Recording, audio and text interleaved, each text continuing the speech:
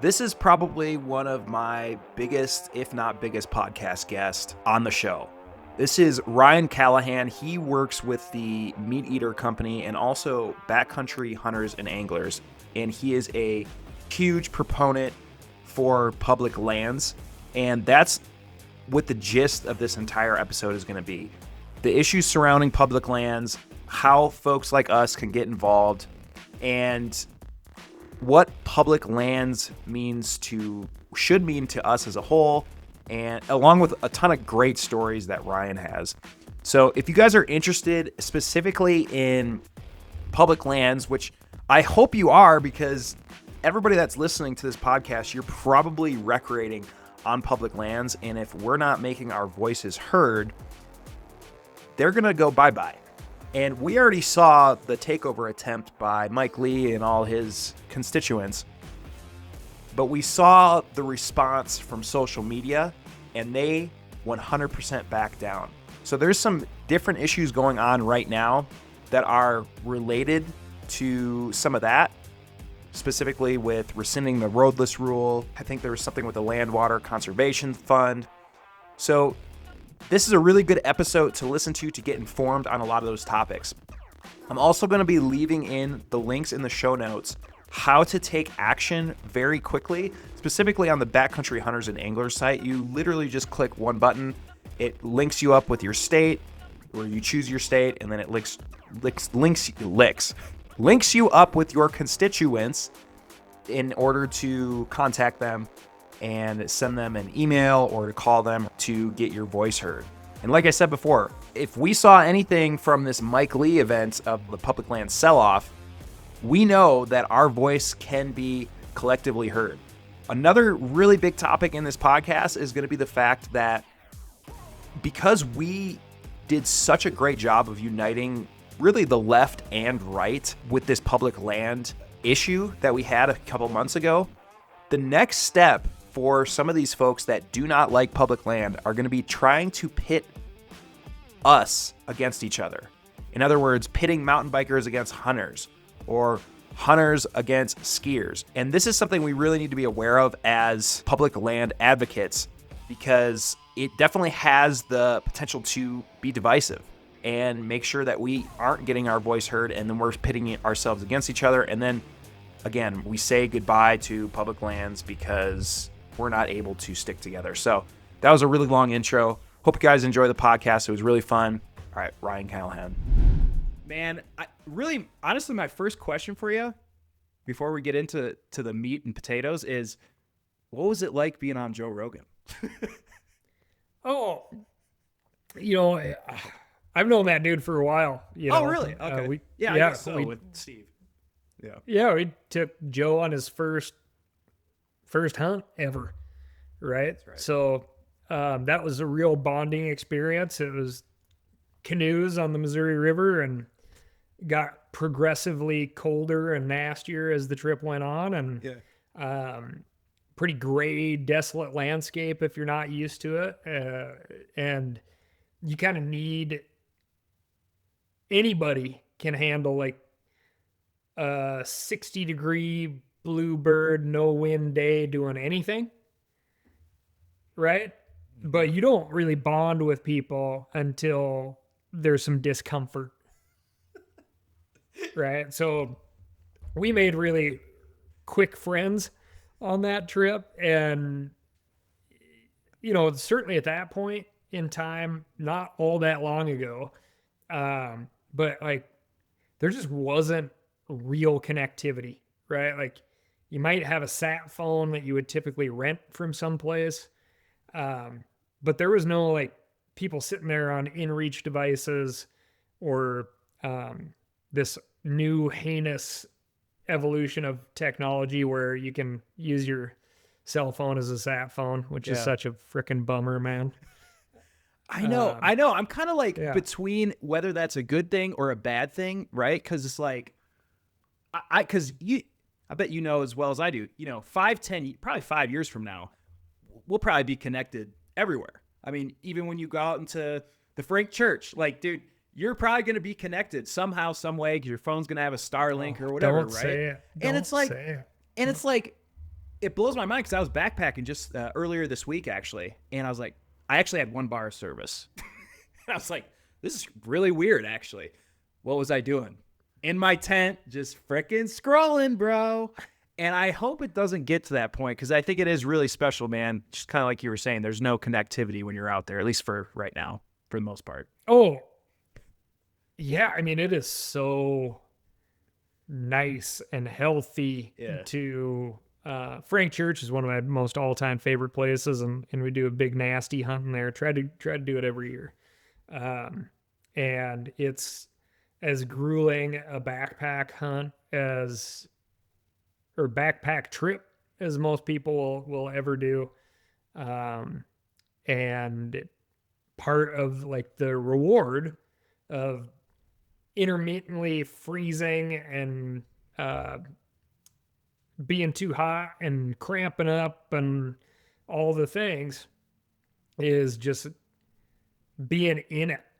Like just being in it, like being super involved in cooking your food or having another pot of coffee, mentally rationing your fuel and your food and your water and your calories and being like, man, it is a long way to any sort of viable spring to top off this water and all the things, right? And you're like, you're just in those moments in a way that you cannot be if you have connectivity. Yeah. Because there's always a way to distract yourself. There's always a way to answer that question without actually having to think through it. And I can't see that as a healthy thing. Yeah. No, I agree. I mean, it's cool that like, because right now when I go out backpacking, right, I have my phone, which typically doesn't have service, but then I have my InReach, which does have, I can text or SOS or whatever. And the old adage of 2 is 1, 1 is none. That's the only way that I can think of with the phone being now connected to a satellite with the SOS stuff is a good thing, right? There is pros and cons to it. But yeah, I think that largely once it starts to be way more online, definitely going to be more cons like you're talking about, man. Yeah. Yeah. Yeah. And I mean, man, I feel for our EMS friends, right? It's like right now, just last week or the week before out of West Yellowstone, a family rented e-bikes and took off on a closed road that, is meant for bicycle travel. And their e-bike batteries ran out. And what did they do? They didn't point them in. They called EMS and said, hey, come get us. Our batteries are dead. Right. And these are pedal assist e-bikes. And man, the amount of emergency calls that go out every year because people ran out of water on a hike. I've seen, yeah. Mm-hmm. I mean, it's like we as an industry, if we want to talk about like gear, adventure, pursuit-driven industry, like we don't do a very good job of telling people, man, you should probably walk a little bit before you crawl or crawl a little bit before you walk, right? We're like, yeah, get all the stuff and get out there. And I want people to get out there. I really do. But there's a progression to it. And I think people are more mindful of the progression when they leave that safety system behind. Yeah, when there's consequences involved. Yes. Like real life consequences. Yeah. I mean, for me, the shame, the deep, deep shame of calling EMS. Influencer hunter Ryan Callahan. Yeah, exactly. Oh. Can you imagine that on the news story? Yeah. Oh, cut off my own leg before like just for real, dude. Yeah. Yeah. Man, I'm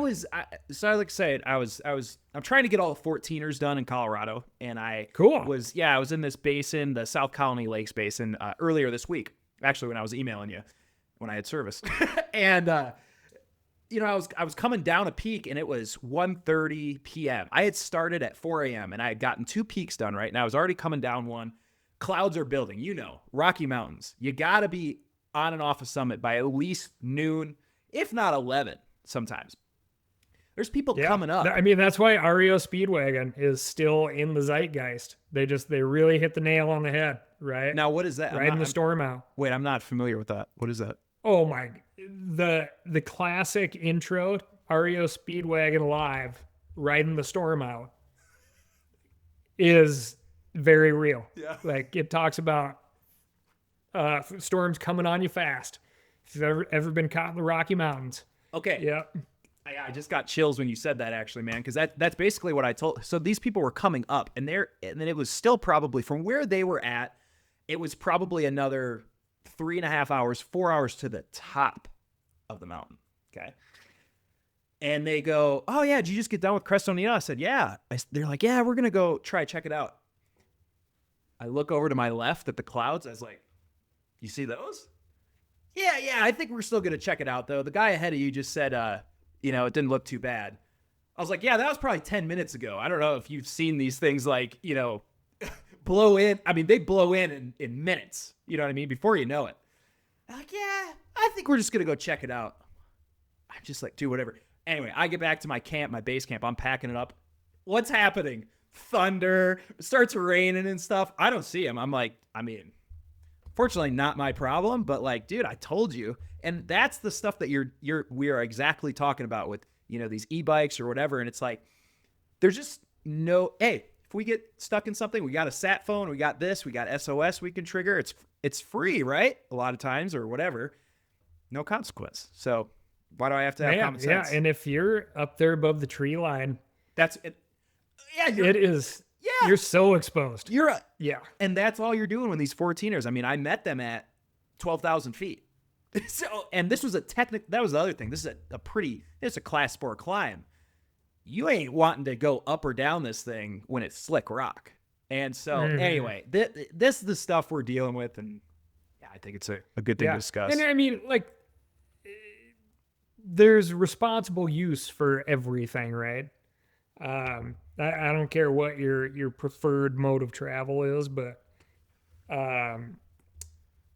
it can all be used for good or not, right? So it's like that analogy of the scalpel in a surgeon's hand or a serial killer's hand. Could help one person, but obviously take away another person's life. That's pretty bad. But you know what I'm saying? Yeah. So yeah, definitely. So anyway, okay, so let's get into some public land stuff, man. So, okay, this is a question I'm really curious about. If you had to identify one moment or experience that turned you from someone who, just loves to play in the outdoors, hunt, fish, whatever you do, right, into someone that, I'm going to fight for it and I'm going to go fly to DC, I'm going to go talk to Congress, talk to senators. What was that moment that kind of made that switch for you to be a recreationalist to, a conservationist, really? Yeah, I mean, I just made the decision very early on that I really wanted to be outside. And I didn't care too much about all the other things. I just wanted to be outside. And so I kind of like formed my life around that. Lots of seasonal employment. One of those things that I grew up loving, like obsessively loving hunting and fishing. And I didn't have a really good outlet for like my level of passion, right? So I had lots of people who would facilitate my hunting and fishing, but they couldn't answer a lot of questions that I had. And eventually I got hooked up with this crusty old hunting outfitter, and he was just an amazing human that would answer all of my questions. And eventually I started guiding for him, primarily eastern Montana, like antelope, some deer, and it was just so fun.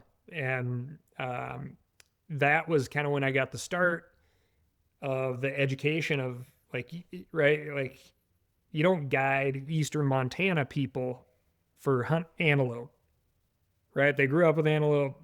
They would never dream of spending money to go do that. These are people from all urban areas in the U.S. with disposable income, and they come out with their preconceived notions and their own personal baggage of, whatever their normal day-to-day life is and their stresses and all the things.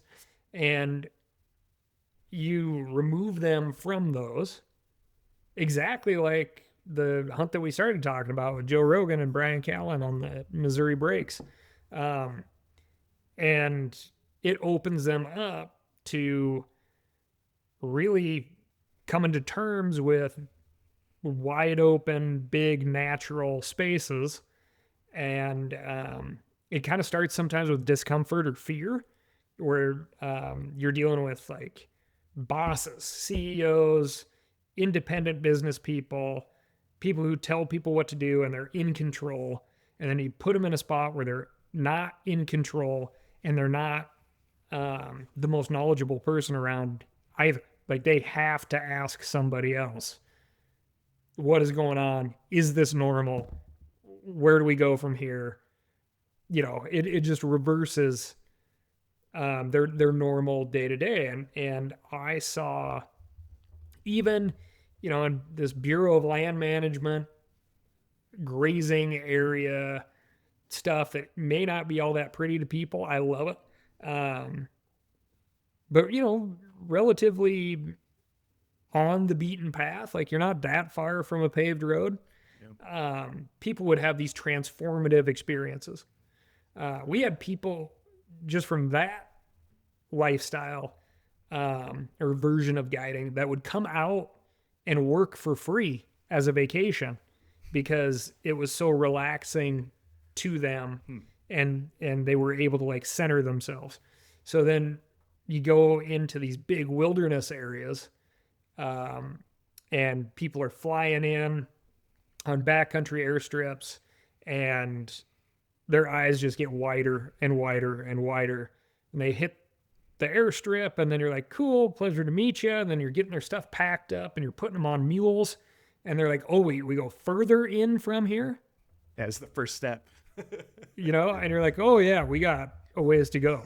Right. And then we're going to get to this tent camp and then we're going to get up the next morning and then we're going to go up to the top of some of these mountains and, and it's exactly what they signed up for. They just had no clue whatsoever what they signed up for, and people would quit smoking. They would quit taking sleeping pills. They would have these open and honest conversations about what was going on in their lives.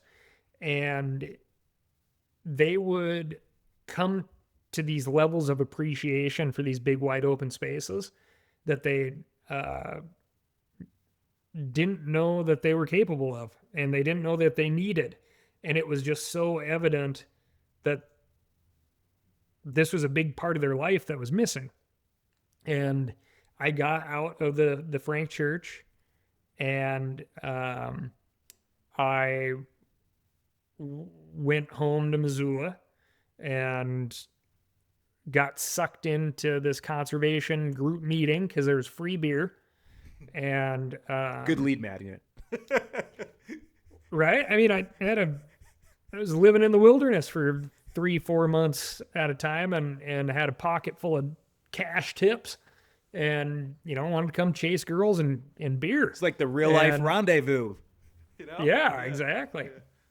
And I got, my buddies were like, hey, we want to go to this meeting. I was like, no way. And they're like, well, there's free beer. And I was like, okay, let's go. And then, they were talking about this idea of selling public lands. They were talking about rewriting the Wilderness Act to allow, vehicle use in these areas. And they were talking about these people that like had these arguments that talked about these amazing areas that are so rare and so powerful, even for powerful people, in terms of they have no value and nobody can go in there and you can't access them. And they took this insanely positive, valuable thing and they flipped it on its head and they talked about it in opposite terms.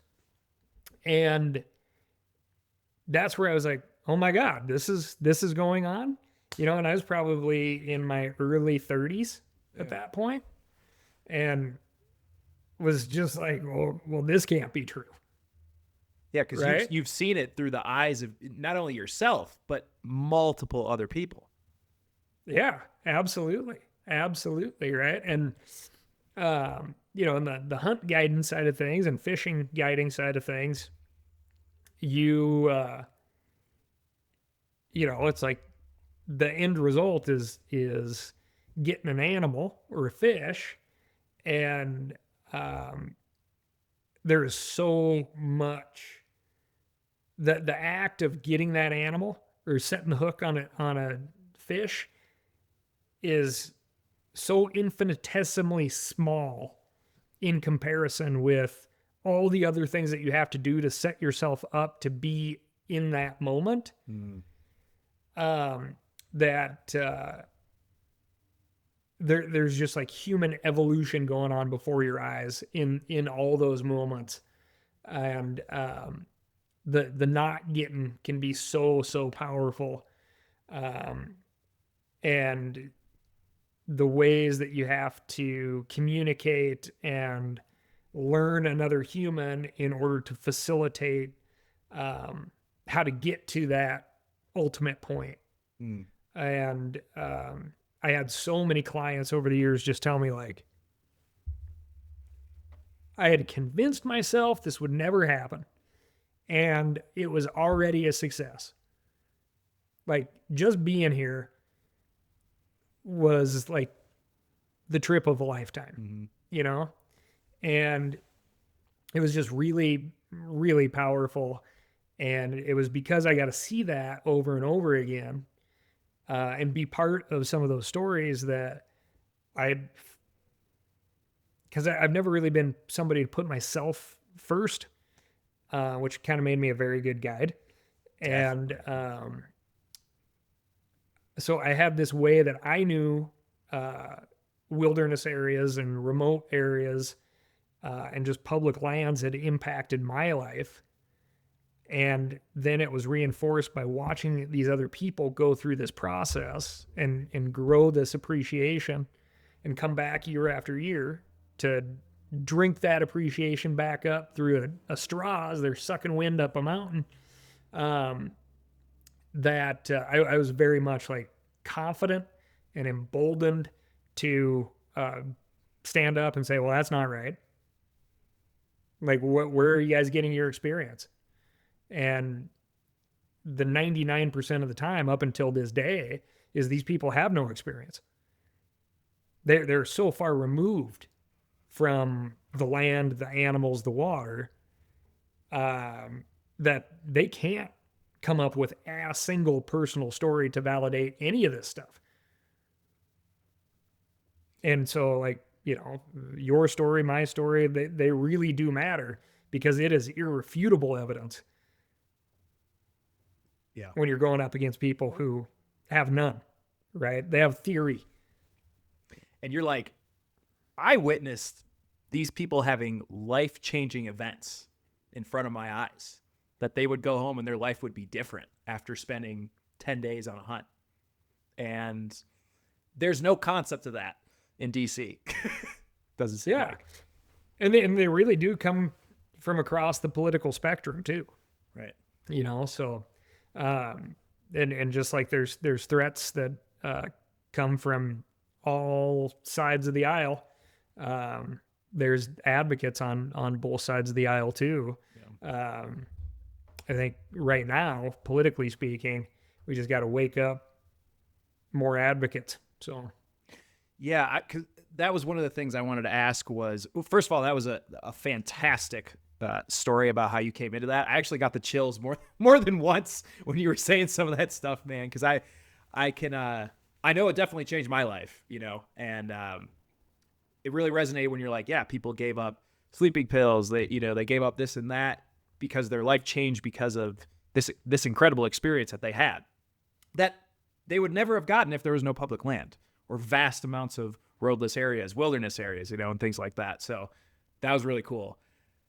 You were quoted as saying one time, so All this land has a tremendous value, and it's vital that people educate themselves and take steps towards preservation.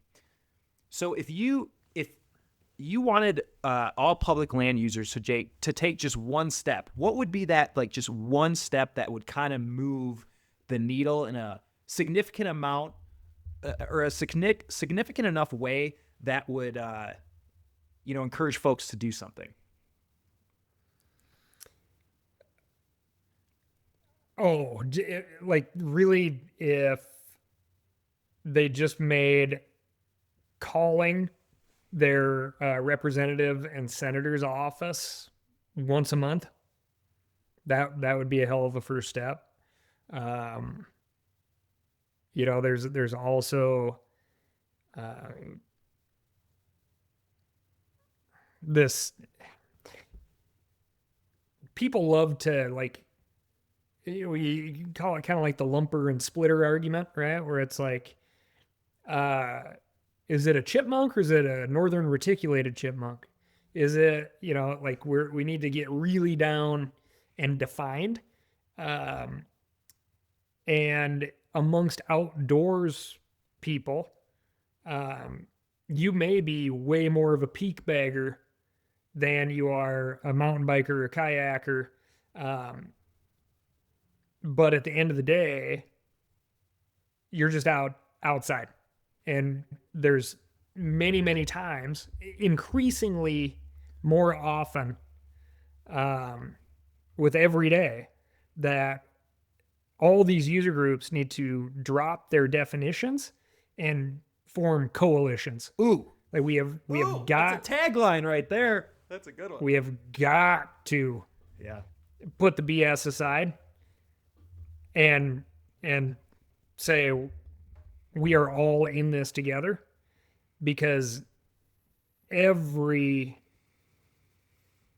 hardcore defined group is an opportunity for division, right? So I'm the North American board chair for Backcountry Hunters and Anglers, which is a awesome nonprofit. We do a lot of advocacy work. We do we're working more on the habitat stewardship side of things too, which is really exciting, because our group isn't very happy unless they can get their fingers dirty. And it's nice to have like a physical project you can knock out, because sometimes writing letters and making phone calls can feel like you're talking into the void. But a huge thing that we do at BHA is we actively work across the aisle, and we're coalition builders, and we don't need to just be lumped in with the hunters. We also need to be lumped in with all the other outdoor users, so we can come together as a coalition and really move the needle on this stuff. Because to go back to that lumpers and splitters things, our elected officials, they want to categorize us and then dismiss us, right? So you and I walk into a room, they're like, okay, heard from the hunter. What are you? And if you say hunter, they're like, yeah, we already kind of heard from that, right? Like, they want to check the boxes off of all these groups. And if we can come together and say, like, oh, this is one giant political voice, full of groups, then we're really moving the needle efficiently, right? But it's like, I'm sure you've seen it in the travels that you just kind of briefly told me, right? Like, we are getting into this situation in a lot of places. Colorado, I know, has this, where it's like there's on days and off days for different users, because our user groups can't get along. Dude, right? And totally. That's slippery slope into, okay, nobody got along.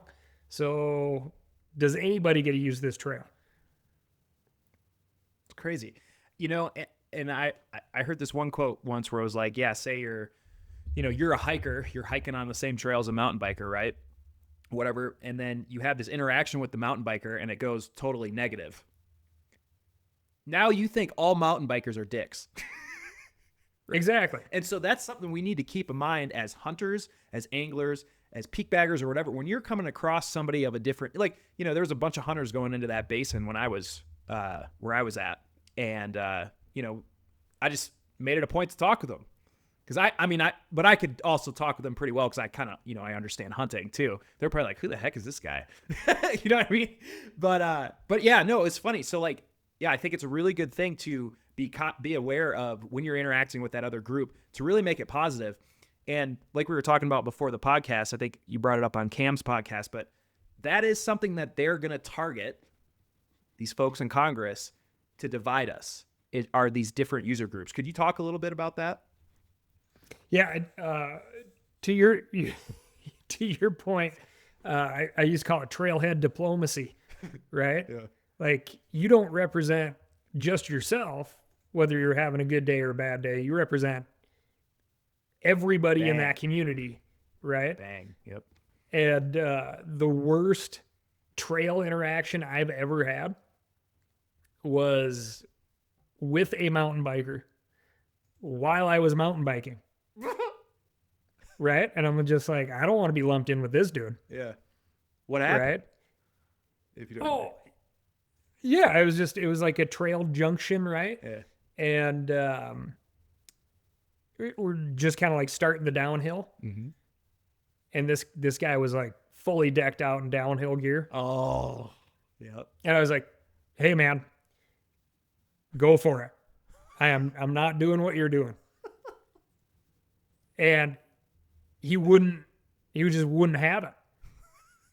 And he was like, no, you go first. You know, and I was like, okay, and then what does he do? Comes up behind you. Yeah. So. Yeah. Comes up behind me and he's trying to run me off the freaking trail. Right. Weird. And I'm like, why are we doing this? This is not like, why are we doing this? It was, yeah. But I think just being cognizant of the fact that everybody likes to have ownership in our outdoor places. It's inevitable, like we do. Like, we understand it's public. We understand it's going to be a busy trailhead. But at the end of the day, we're like, well, that's the trail that I love the most, the spot I love the most. It's my spot. And the more animosity that we create amongst our other trail users, it only leads one place, right? Just further division. And if that mountain bike group shows up for the backcountry horsemen when they're having issues, the backcountry horsemen are going to show up for the mountain bike group. And I've seen that happen over and over again. And I've also seen those two groups be absolutely diametrically opposed in a way that there are no friendly terms spoken, right? Yeah.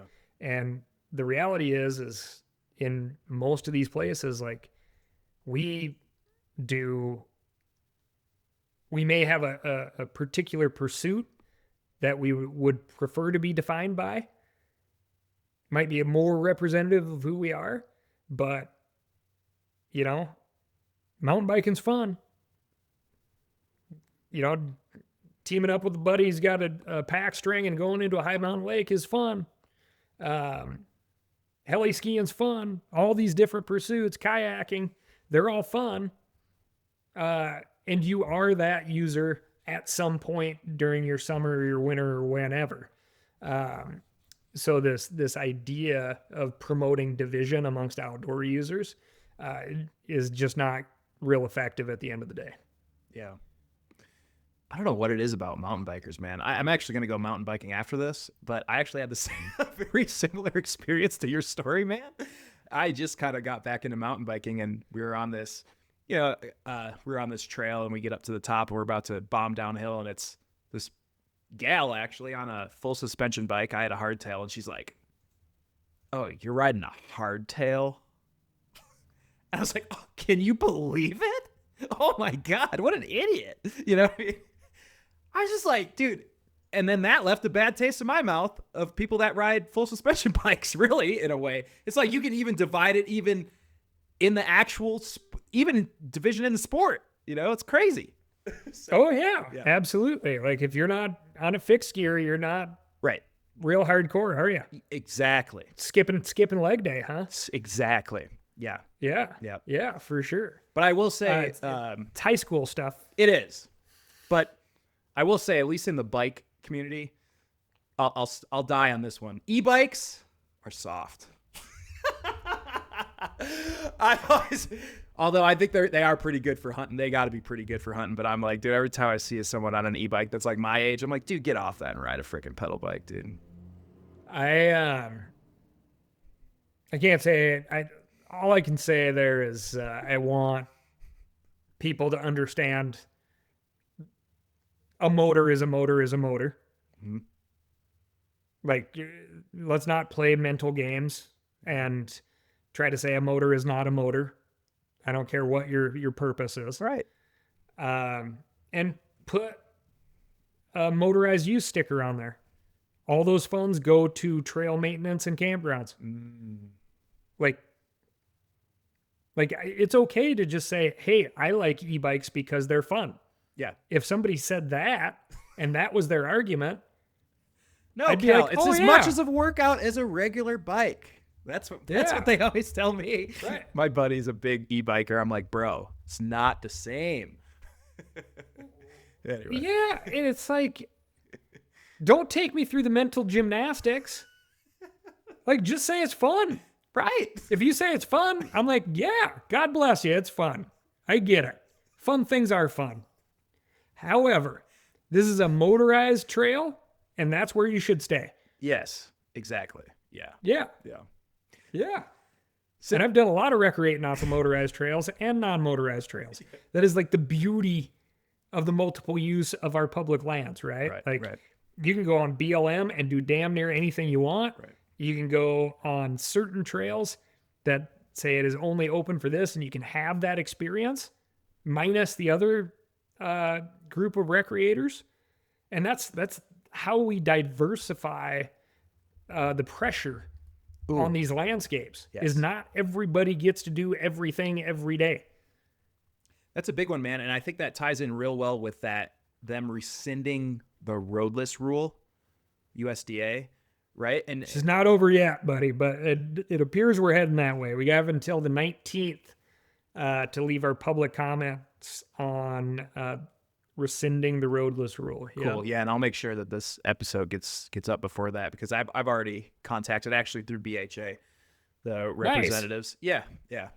And you posted a reel about it the other day, right? Some of the Roadless Rule, or like, actually, I think it was more about noxious weeds and stuff like that and things. Mm-hmm. Can you talk a little bit, or just kind of inform the audience maybe, like, why this is not a good idea to rescind a rule like that? And one of the things too that maybe you could speak on is, and I didn't really think about it this way, but you are diversifying the pressures across the forest by having it as a BLM, a national forest, non-motorized, motorized, wilderness area. You know what I'm saying? Like, I actually didn't really think about that, but you are totally diversifying it that way by just making sure, or allowing things on or other things not on. So anyway, can you kind of talk about that Roadless Rule thing?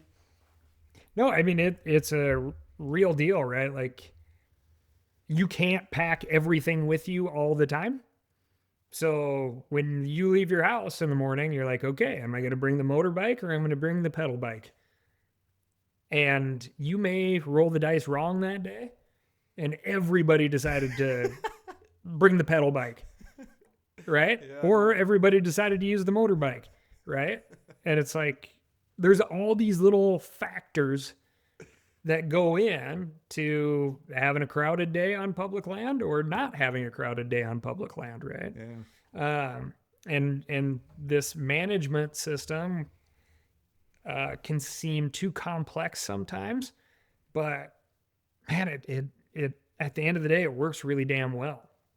The rescinding of the Roadless Rule comes from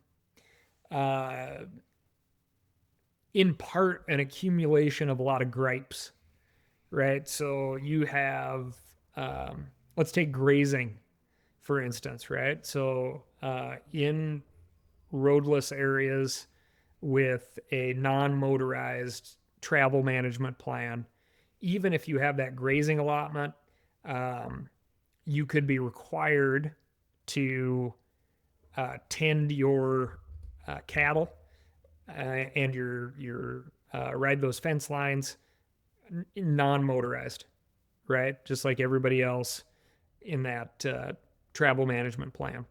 And that works out really well for grazers in the fact that um, there's not a bunch of people ripping around on motorbikes through where their cattle are grazing, but at the same time, motorbikes are really great for moving around and tending your own cattle and fences and stuff like that. So um, that's one area where people get a little gripey. It's like, oh my gosh, in order to have this grazing lease and make a living out here, this is the hoop I have to jump through.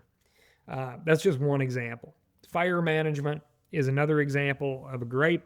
People are scared to death of fire because, in my opinion, we haven't been using fire proactively enough on the landscape. And we, in this, free market economy ours, we are not telling people that, boy, you really shouldn't be building a house there. So we hear a lot about like we have to reduce fuels on typically in the wildland urban interface, mechanically thin stuff like that. In order to do that in an efficient fashion, roads are necessary. Roads are hard to build in the current roadless rule, as you might imagine how it sounds, but there are some provisions where you can build roads to do very specific things like habitat improvement, stuff like that, and some firework as well. So, however, if there's not a new road there, that's hard. And a lot of our roadless landscape is in the places that you were just at, right? It's in very steep, highly erodible areas where, trust me, back in the 70s, if we could have built a road up there, we would have. So it's in places where it's real expensive to operate. If you can cut a road in there, it erodes really, really fast, and it has really nasty downstream consequences, as in basically it causes a lot of erosion below that road grade. And there's not a lot of topsoil up there as you just experienced, right? Mm. So, and then that topsoil ends up in our trout streams typically, so, or salmon streams. And, but that access part is a bit of a gripe. The fire management part is a bit of a gripe.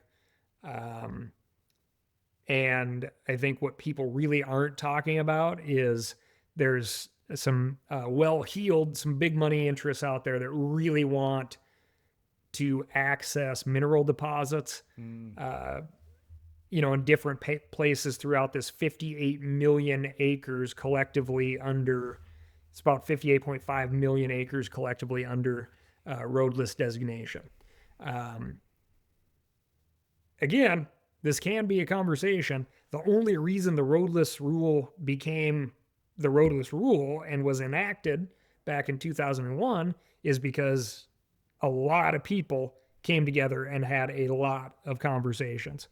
Why that conversation isn't happening right now to say, hey, very important mineral deposit right here, very important, we have access to it, let's figure that out in a way that's not going to affect the other 58 million, probably 450,000 acres, is beyond me, and it's just lazy and sloppy and short-sighted. And I'm happy to have that conversation with the people who put that in.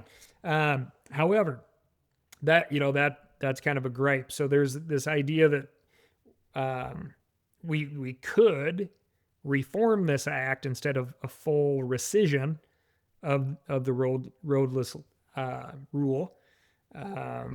People will point out that there's some overlap with like capital W wilderness, which is about 18 million acres. There's some overlap with zones that had previously been heavily logged. So there's existing road infrastructure in those areas. And that's another about 20 million acres. And then you have 18 million acres that are high altitude, hard to get to, and absolutely not economically viable for logging. Yeah. So, rescinding the roadless rule in those 18 million acres, it's probably largely about spite, because the economic value or the fire fuel reduction argument is just so non-existent. To reduce fuel, that is something you pay people to do.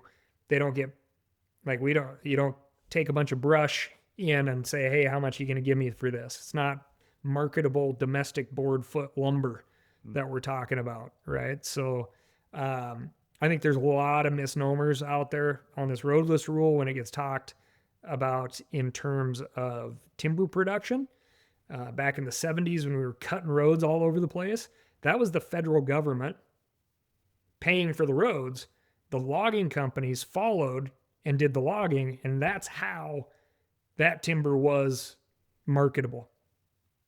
It wasn't the logging companies building the roads, because that wouldn't have made economic sense even back then. So roadless rule has a huge, huge impact. It's across about 40 states. Primarily, though, like our big acreages are in the 11 western states, and your average roadless area is about 5,000 acres, even dispersed in the eastern states. So we're talking about like nice tracts of ground, and people need to push back on this. Like we talked about earlier, we are not making any more of this stuff. There's more of us. There's more demand on these areas. And therefore, there's an increase in the value of this land, right? Yeah. Well, so, okay, let me ask you this. So are you saying that you would be open to having like a conversation on reforming it, but not completely rescinding it? I think if the option is we're going to roll back protections on 58 million acres because we want a couple of things so badly, I'd rather have that conversation about the things that you want so badly and understand why that is, and what kind of compromises we can take to see if we can facilitate that, right? It's almost like they're creating this giant anchor for us to anchor, be like, oh my gosh, no rescission, you know what I mean? But it's almost like a negotiation tactic, if you will, in a way.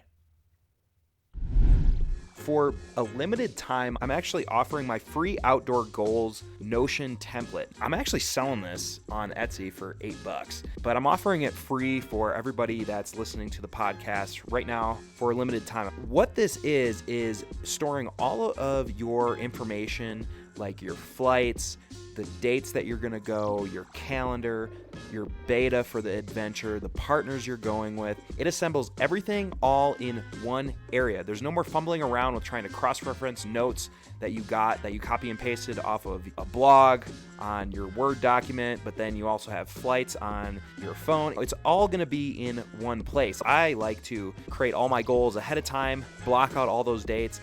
I know when I'm gonna be going, I know what the goal is.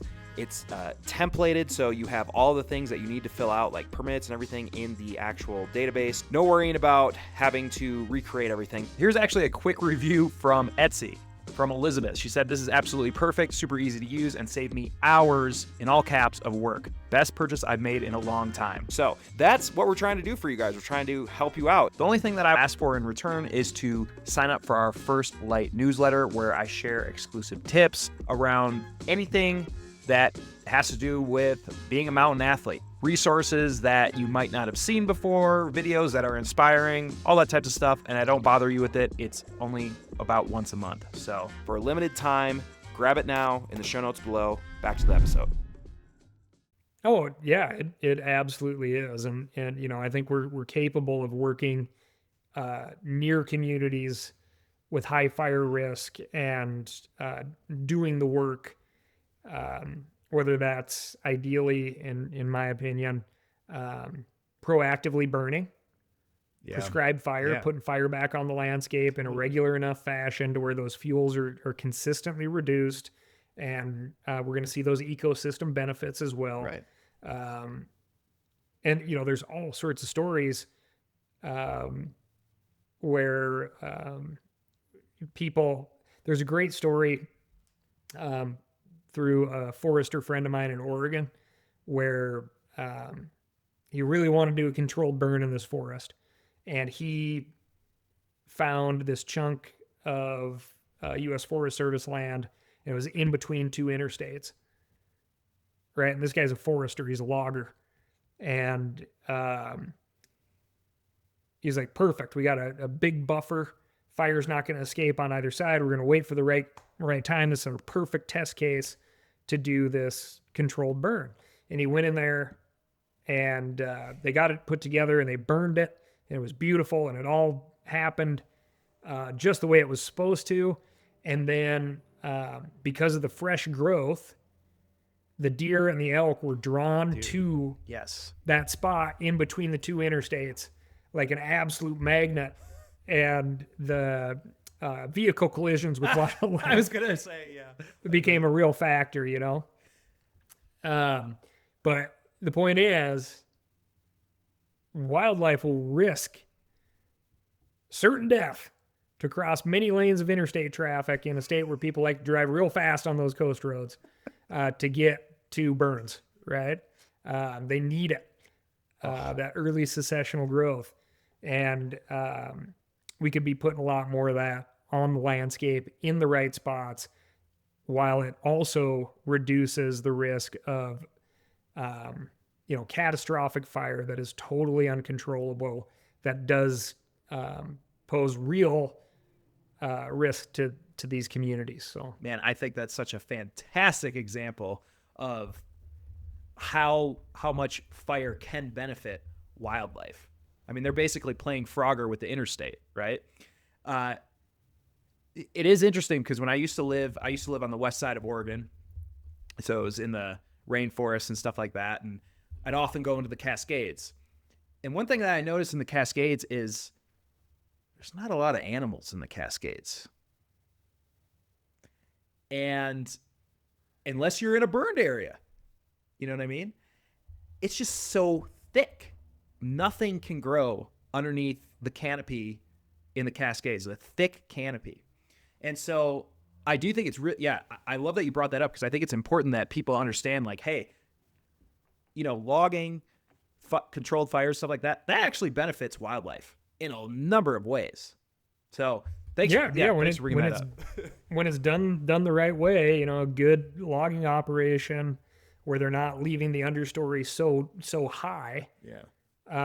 Because they've cut out every tree that they didn't want and left it on the ground to get to the trees that they do want. That's a bad logging operation for wildlife and the landscape. But a good one can be beneficial, and the scar on the landscape isn't that long, right? Mm-hmm. And when we start talking about the increase of mineral withdrawal in areas, that's where we need even more surgical approach, because those operations do eliminate safe public access sometimes for generations, right? And that's a much bigger impact. So you need to make sure that the risk is worth the reward.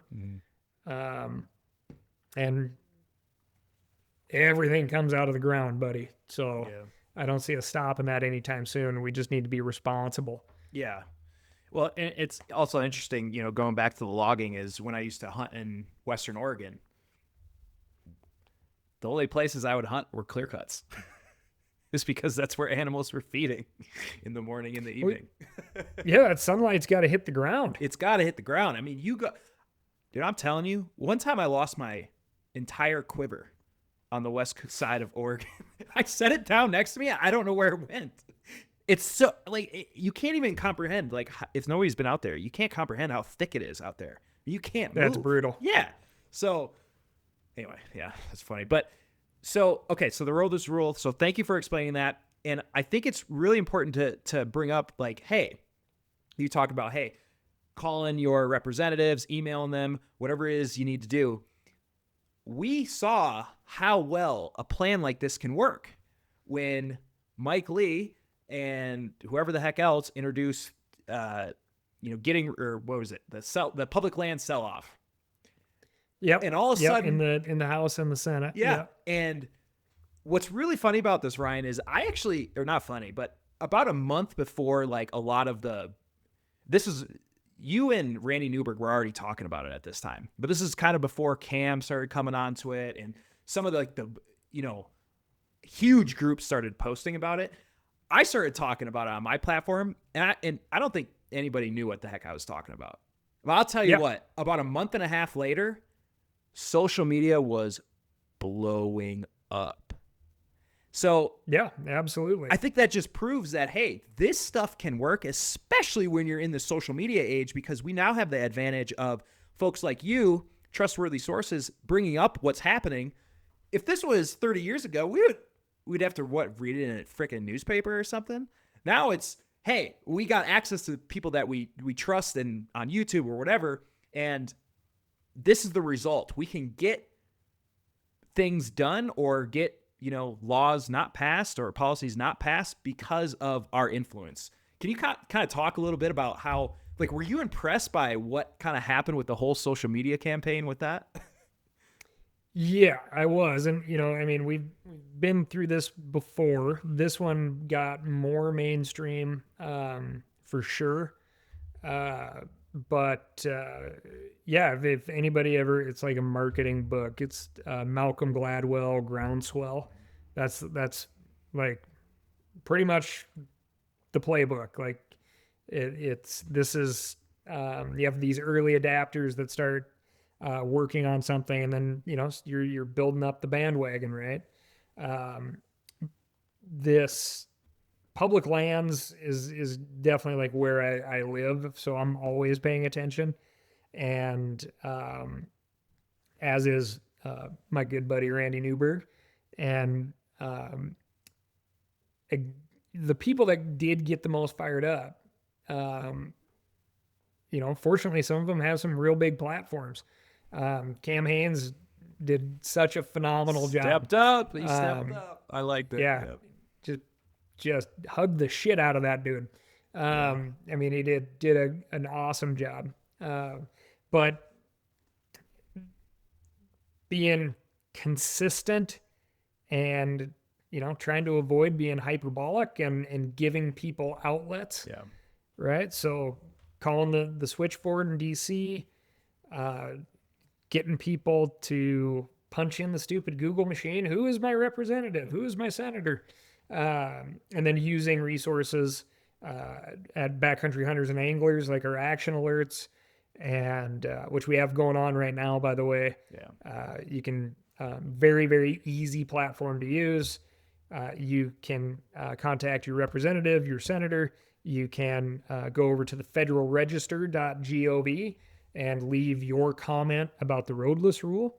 But the Roadless Rule that we're talking about right now is we're still, unfortunately, in the early adopter phase, right? So this would have been back in December, January, November of last year talking about like, hey, this land sell-off is coming. And people are like, what the hell is the roadless rule? Exactly. Right? It's like the most near wilderness designation that we have, 58 million acres. It's a big chunk of change. It was put in place because the Forest Service, a lot of people don't understand, has 500,000 acres of road to maintain, 500,000 miles of road to maintain, which is, budget in the billions. Yeah. And it's very expensive. So if you want to rely on the government to maintain these roads, we need fewer, not more, because it's just an impossible task. And, it took a bipartisan effort to get this thing passed in 2001, and it was a long on-ramp to get it done. But you had fiscally conservative hawks rooting for the roadless rule to happen, and you had green groups rooting for the roadless rule to happen. And, in comparison, like this land sell-off thing, it just unfortunately takes people to be like, oh my God, that's my backyard. Yeah. And people don't get real fired up until you can put it in terms of this is your backyard. This is how it's going to affect you tomorrow, this next summer, next hunting season, next whitewater season. Like, you are losing, and you do have a voice in this game. And I have heard, quite unfortunately, but this is something people need to know. I have been told directly, we don't like it when people call the office. We don't like it when you tell people to email and call on a specific issue. Please stop. Don't do it.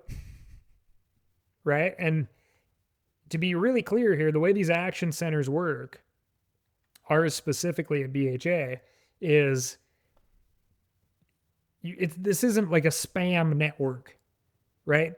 You use the form, it tells you who your representative is, right? It's their job to listen to you, and you call them, right? So I don't care one iota if they don't like it. It is their job. It's their job, yeah. And you have got to be present, and you have got to just start making this part of your routine, and you have got to remember staffers' names when they pick up the phone, have a conversation, make them think about you as a real person. Because just like we said at the beginning of this, they don't have those stories and those connections. Yeah. So you provide them yours.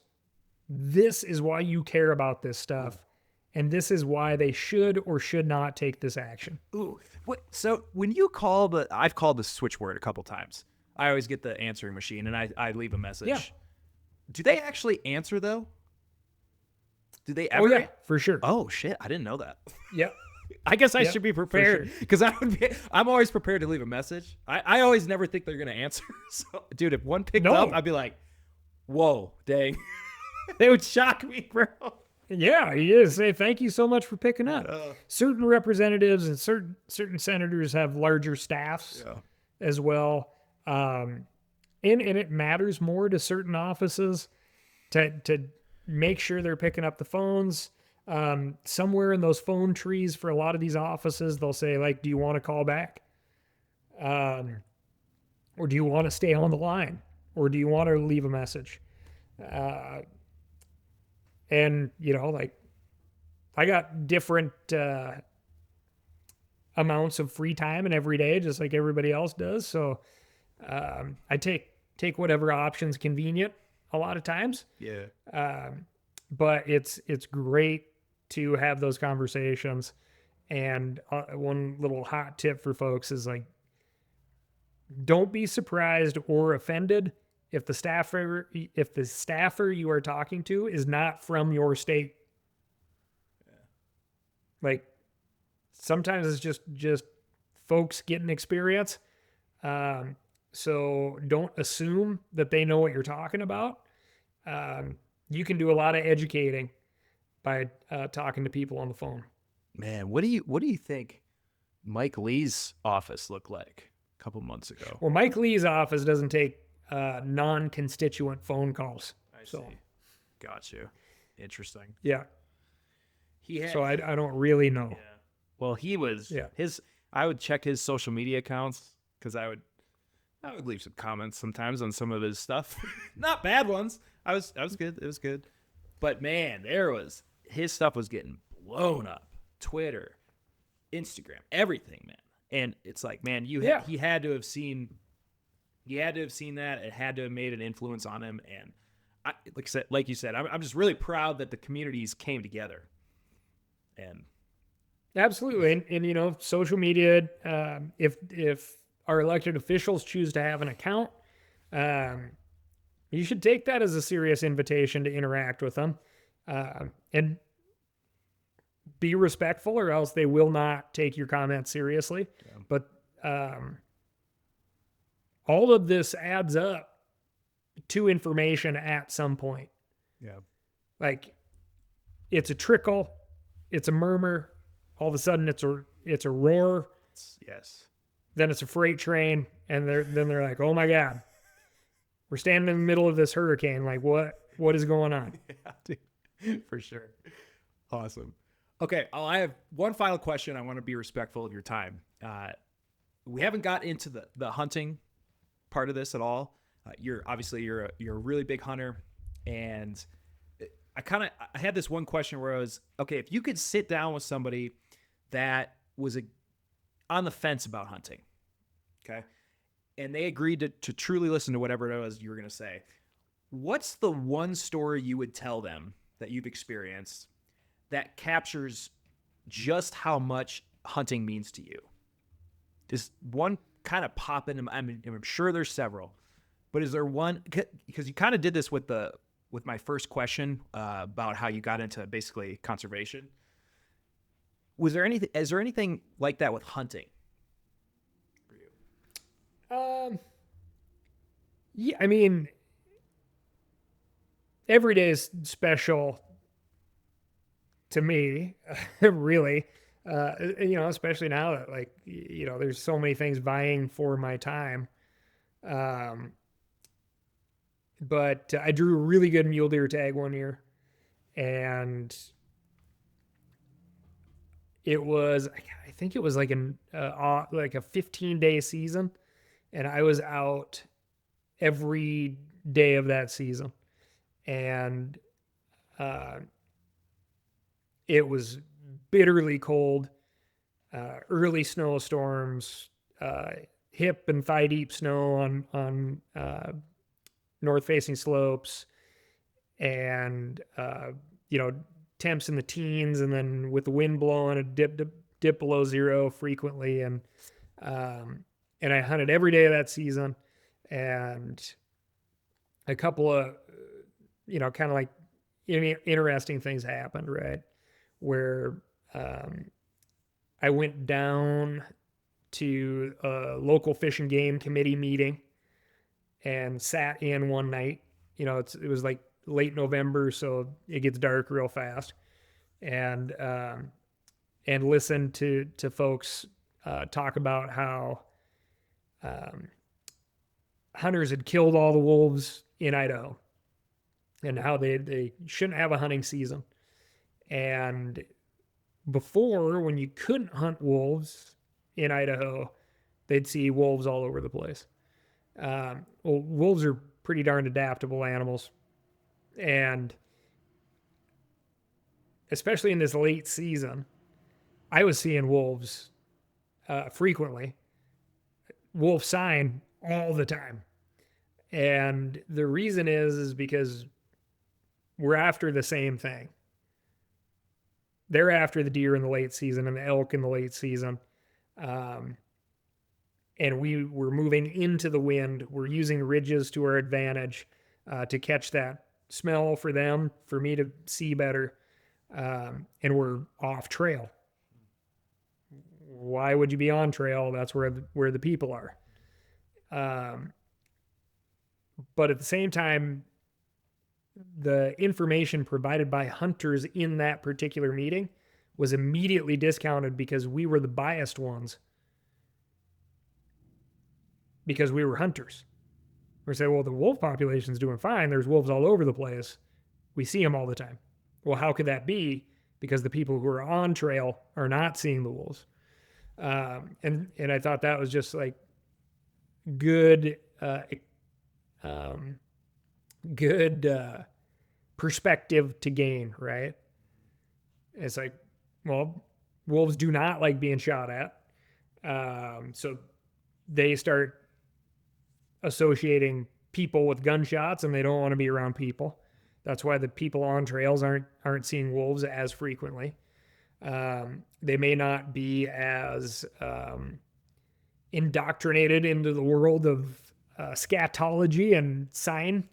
So a wolf track may not be as distinguishable from a dog track, or dog poop from wolf poop, or coyote poop, or, you know. And then I saw like just unbelievable, phenomenal deer activity during this 15 days. And it was incredible. And it was so hard and physically demanding. And, just out in the bitter cold and the deep snow. And at the very end, I found this big giant mule deer, biggest mule deer, public land, unbelievable. It was like the thing, right? And it was a few miles away, and I hustled as hard as I could to get to this deer, and dropped into this drainage, and here comes this cow and a calf moose. And, I didn't want to get trampled by mom, and had to skirt around them, and then finally got up to where this deer went. And the does came out, and the buck never came out. In fact, I saw him look down slope, and for the first time in this very hard to get tag hunting season, I saw another hunter. Never saw another hunter the entire season except for that one time. This big buck saw him first and disappeared over this ridge. So I waited for the does to leave, and then I dropped down and went up and over the ridge, and the sun had just like really come up at this point. It was all pre-dawn light, and before that, and the sun starts hitting this slope, and I'm in the shadow, and I'm freezing my butt off. Been sweating like crazy, and I dump my pack, and I put on my big clothes, and I see this like spot of gold shining on the opposite hillside, and so I'm looking at it, and I'm like, oh God, it's a fox. And then I'm like, oh, it's a bobcat. And then I dig out my big spotting scope, and I put it up, and I'm looking through it, and I'm like, God, I think it's a bobcat. And then all of a sudden it stands up, and it's a mountain lion. And I was like, oh my gosh, that's awesome. Here's this mountain lion just totally chilling out, catching these early morning rays of sun and warming up. I was like, God, I wish I was on that slope, because I'm freezing my ass off. And then obviously the big buck is not around. I can't find him. But I keep looking at this mountain lion, and then these 3 balls of fur pop up, and there's 3 kittens with mom, and they are stalking her, and she's swatting them down the mountain. No way. And they're rolling down the mountain in the snow, and then stalking her, sneaking up on her and trying to pounce and bite her. And you can see she gets pissed and bites them back and knocks them around. And then I watch these 3 kittens nurse on mom. And that was the end of my whole mule deer season, and could have killed some deer. Got to see like the big giant buck that whole opportunity really represented. And like my trophy was watching this thing that people spend an entire lifetime in the woods and never get to see. And I talked to people who worked for the Forest Service and BLM, who are good buddies of mine. And it was just like, you will never believe what I just saw. And a female mountain lion nursing kittens, playing for like 3 hours on this hillside, while I froze my ass off and was shaking because I was freezing so bad, but didn't want to leave this like once in a lifetime site. And no other activity puts you in that position, right? Like it just, you're just not out there doing that stuff unless you are hunting. And you're not going to have that opportunity more than likely doing anything else that the recreational aspect really provided during that time of year, right? And these folks who have spent a lifetime in the woods, cruising timber for timber sales, seeing all sorts of unique stuff, like they're like, man, I've never seen that, right? And obviously, you got to be looking to see stuff, but you do a lot of looking when you're hunting. Man, have you taken a storytelling class, or how do you? I just can't believe how I just talk a lot, dude, Chad. Dude, grade A stories, and man, I mean that is kind of something that I try to tell folks too. It's like how many times I get up, alpine starts in the mountains and blah blah blah, and I don't see an animal. But it's because I'm not looking. I'm not sitting there looking through. I don't have I don't have binoculars on me. I don't have a spotting scope on me. Hunting is the only time that I can actually sit there and observe animals, and not even just animals, but the clouds. Because when you're going to try to climb a mountain or whatever, it's just hustle, head down, hustle, grind, get to the top, get down before a storm comes. Hunting is so different, and that's why I've rediscovered my passion in it. And so I think what you talked about there is so succinctly portrayed exactly how I was feeling. I just don't have a story like that. So, but thank you, man. That was great. That was awesome. Well, it's the not getting is so important to learning, right? Like if everything came easy, you miss all the time that you spent absorbing the environment, the conditions, stacking up that data in your brain. Like I know a lot of people who got big animals in their first couple of years of hunting, and then they never ended up hunting again because it was ruined. Yeah. Lo and behold, it got really, really hard after they got real lucky out of the gate. They couldn't replicate that success, and it was like a death knell that they had big success so early, and they just couldn't fathom putting in the time to get to a point where they could replicate success, or tag getting success. But yeah, it's the failure that creates a consistent anything, right? And I think a big misnomer about hunting and hunters is like a lot of people see a hunter leaving the truck off the side of the road or at the trailhead or whatever, and they're like, oh, there's a dead animal. And people just the amount of not getting, the amount of time in the not getting compared to how long it takes to pull a trigger, like there is no other pursuit activity out there that has as much failure in it as hunting does. Totally. And I think that was the most important motif of that story you just told was it didn't end in a kill. You saw something that most people are never going to see, and that was a story you chose to tell for that question. You know what I mean? And because most people are going to think I thought you were going to kill the buck the whole time, right? Or whatever. And it's like, nope, I actually saw this and it had nothing to do with killing. And I think, man, this is why I love representatives like you and Steve and Cam and all the guys like that really put hunting in a good light. And I just hope you guys continue to do the great work, man. I mean, I know you will, but yeah, I truly thank you. I know my audience thanks you a lot. And if there's to kind of close this out, can you kind of point the audience in a direction for, if they want to catch up more on your stuff.